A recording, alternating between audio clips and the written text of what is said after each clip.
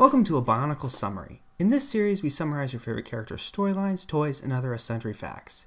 Today's video will be about Kazi. Kazi was one of the damaged Matoran sent to the island of Karzahni for repair. When the owner of the island was unable to properly fix him, Kazi was gifted with Echo Forks, tools that could create heavy sonic blasts in an effort to protect himself. He was then shipped off to the southern continent.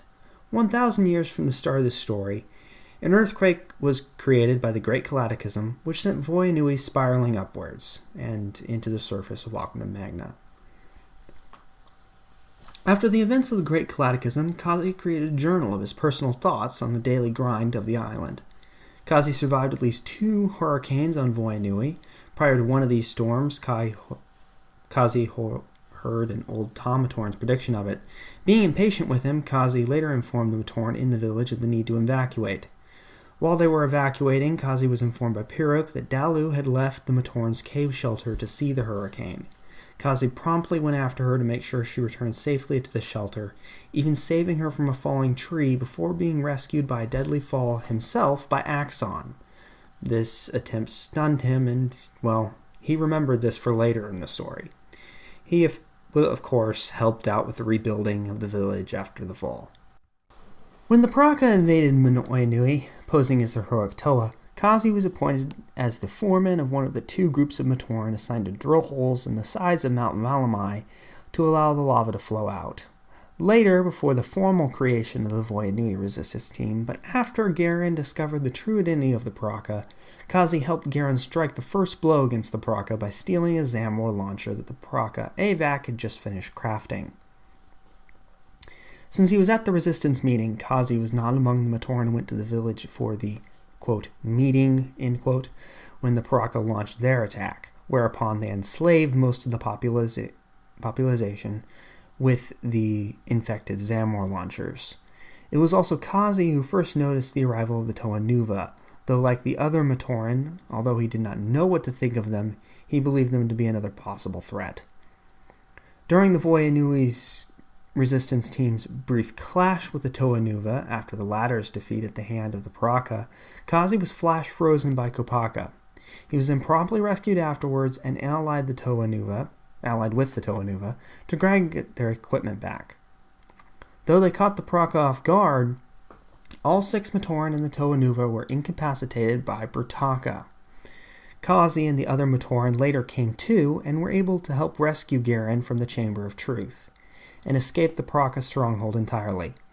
When the resistance team met up with the new Toa Nika, Kazi and Balta led Hiku and Matoro to meet Axon. Along the way, Kazi and Balta startle each other by simultaneously revealing to each other they knew of Axon from previous rescue attempts.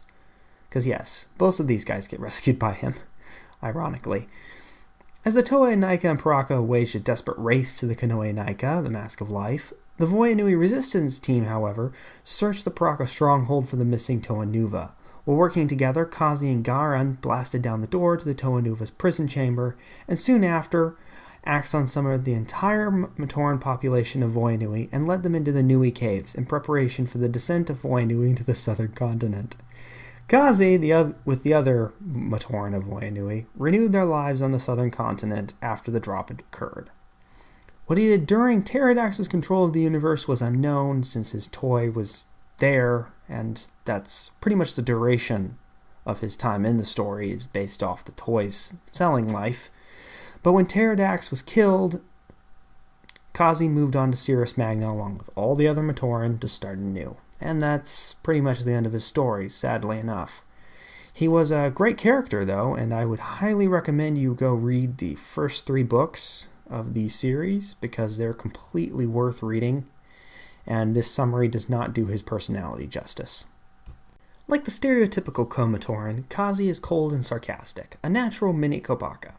He spoke very realistically and was very put off by Velikia's riddles, giving the 2 a very interesting dynamic. Apparently he was naturally pessimistic before the first hurricane, but changed his outlook to be more optimistic afterwards. He's pretty much powerless, exception of being able to last longer in colder conditions, like all Matoran. His weapons, however, are the source of his core abilities. He carries twin Echo Forks, which, slammed together, created a deafening sound wave which became his core defense. These weapons were actually reuses of the Gaki mold from the Rakshi back in, I want to say 2003. So yeah, that's cool, but not very good for a set.